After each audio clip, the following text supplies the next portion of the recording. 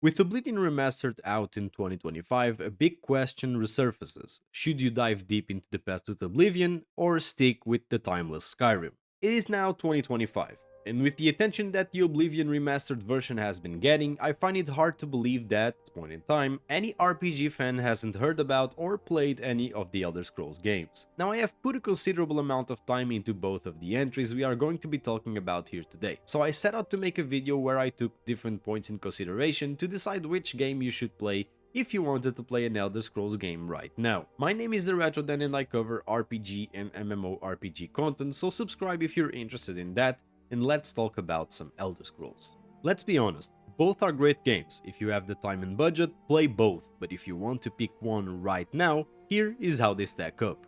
First things first is the power fantasy. Oblivion, despite having its leveling system remade for this remaster, is a game in which I definitely felt a little bit weak when taking in consideration the entire world around me. While there is still a considerable amount of loot in every content you tackle in Oblivion, I find that gear upgrades are far fewer than in Skyrim, being way more tied to specific quest rewards rather than the usual way it works in Skyrim. Skyrim, you will inevitably feel like the world is trying to make you stronger with every single piece of content that you tackle. I think most of this can be attributed to the fact that no matter what content you are doing, that being either a Nordic ruin, a cave, or a bandit fort, there will always be a chest with a somewhat decent upgrade at the end that you can snatch to make your character stronger and stronger.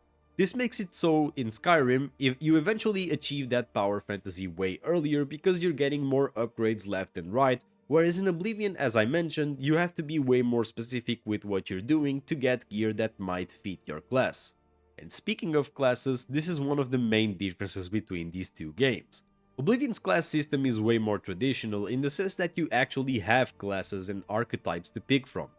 These different archetypes will then attribute a variety of major skills to you that will have better scaling, points, and impact, which, while reducing your overall freedom, create a much more RPG-ish feeling instead of just making you this one do-all character that is basically a gift from God, which is basically what Skyrim's system is. Skyrim basically works on a level by doing system that rewards you for every time you do something in the game. Every time you rank a single attribute, you get EXP thrown into a pool. Once you level up from gathering EXP, you can then get perk points which you can throw into different skill trees of your own choosing to improve them. The thing in Skyrim is that once you get to level 100 of a certain tree, you can reset it back to the beginning to keep getting more and more perk points, which will eventually end up with you being able to get every single perk point in the game if you put enough time into it. So where in Oblivion you will find yourself focusing on different aspects of the gameplay and tackling things in a specific way because of the class you chose, in Skyrim you can easily be a character that shines at every aspect of the game. It's up for you to decide if you see value in having a more traditional or a more sandboxy approach to these games. But since we're talking about the approach, let's talk about what exactly we are approaching, which is the content. When it comes to content amount, you can be sure that there is no going wrong if you want the game to spend a lot of time in, as both of these choices present a lot of value to the customer with hundreds of quests and zones to explore. The main difference between them is that Skyrim can feel like a lot of stuff you are tackling doesn't really matter to the overall scope of the game because there is just a way bigger amount of little dungeons to go through and clear. The same goes for quests. Skyrim has a bunch of quests. In close to no time of scouring a city, you can find your quest log filled up with miscellaneous stuff that can range from a big dungeon quest to just clearing out random bandit camps. In Oblivion, however, every quest feels like it's way more specific. Quests target specific NPCs and what is customary to them, forcing you to pay more attention to the world around you instead of just mindlessly heading into another map marker.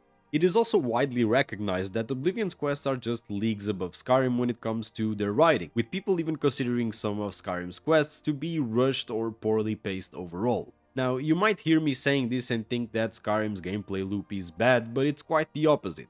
It's the sheer amount of things to tackle and the amount of content that Skyrim has that keeps you hooked for hours on end, because after you leave a cave and you get a small knick-knack to improve your gear, you then go into the next one, and the next one, and the next one. When you eventually look at the clock, 100 hours of gameplay have gone by.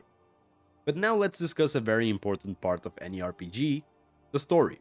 And it has to be said, Oblivion's story is just better than Skyrim's, and it all comes down to pacing and writing, which, as I previously mentioned, is just way better in the Elder Scrolls 4. That isn't to say that Skyrim doesn't have its high moments and quests, which it definitely has. Some things really caught my attention when I was younger, but the overall story arc of Oblivion has a better beginning, middle, and end that, for more seasoned or new RPG players, I think fits quite well. With all this being said, I think it's relevant to point out that with this new Oblivion version in the market, Bethesda and Virtuos fixed many of the glaring problems Oblivion had in its 2006 version. Most notably, the awful scaling that made it so enemies became so strong at the end of the game, dumbing down any sort of meaningful progression, and basically nullifying the entire point of leveling up. The combat is overall more responsive and was changed to feel a little bit more like Skyrim's, which, despite being quite simple and hack and slashy, people tend to enjoy a lot. While there are many intricate differences between these games, for example the way that magic works, I don't think it's the little things that will make you pick one over the other. But if I had to reach a conclusion, it is my personal opinion that with every change made to Oblivion, this new version of it is a much better game to ease your way into the Elder Scrolls as a franchise. I want to reiterate once again that this does not mean that Skyrim is a bad game. Quite the contrary. It's an amazing game that I will keep on playing for the foreseeable future, like I am going to do with Oblivion. The fact of the matter is that while weighing the value of my time against these two RPG giants, Oblivion Remastered has managed to come out on top. Let me hear what you think is not only the best Bethesda RPG but your favorite Elder Scrolls games, and maybe tell me what you agreed on or disagreed about through the course of this video. If you are an RPG or MMORPG enthusiast, I once again invite you to subscribe, as I'm only posting content around the RPG genre as of today, and if you enjoyed this specific video, make sure to leave a like, as it only takes a second of your day. Other than that, this has been the Retro Den. I'm out.